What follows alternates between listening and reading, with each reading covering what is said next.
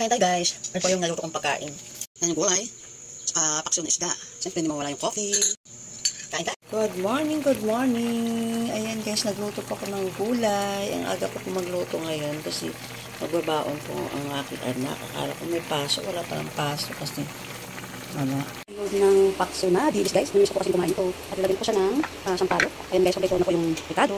Ito ko ngayon ng paksiw na isda. Nadilis kasi namiss ko kumain. At lalagyan ko siyempre ng sampalok guys. Ayan, yan po yung ricado ko niya. Paborito na po siya guys. Yan, lalagyan ko na po sampalok. Ayan guys. Tapos ang luya. Next pa yung bawang, sibuyas. Ayan guys, paborito ko siya para masarap. Saka sili. Saka ito guys, ilalagay ko po yung suka. Sukang tuba. Ayan guys. Masarap po yan kasi galing pong probinsya. Masarap po yung pangpaksiw, yung sukang tuba. Next pa, ilalagay ko na po yung ayan, isda na dilis. Ayan, napakasarap po yan guys.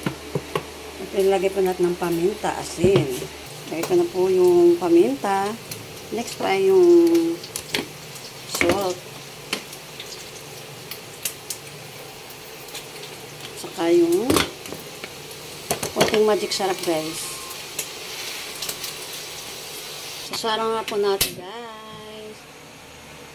Yan, napakasarap po yan ng isda na paksiw. Guys, luto na po yung niloto kong pinaksiw na isda. Kain po tayo. Good morning. Ayan, maaga po ako nagluto ng aking almusal kasi po magbabaan ko yung aking anak ko ng gulay. Ayan guys, binisa ko po yan sa dinili.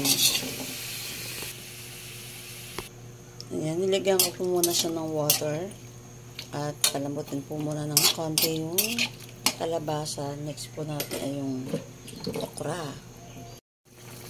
Ayan guys, nilagay ko na po yung okra. Ibang aga ko po magluto ng gulay.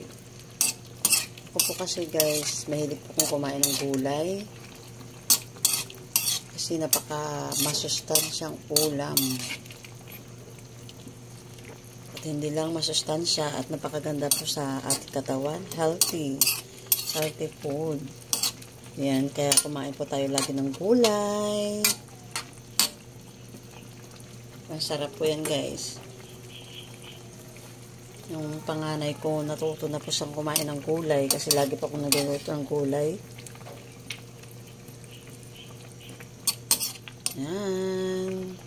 Kaya na tayo guys. Ang aga ko kumain ngayon ng almusal. Thank you all for watching this here video.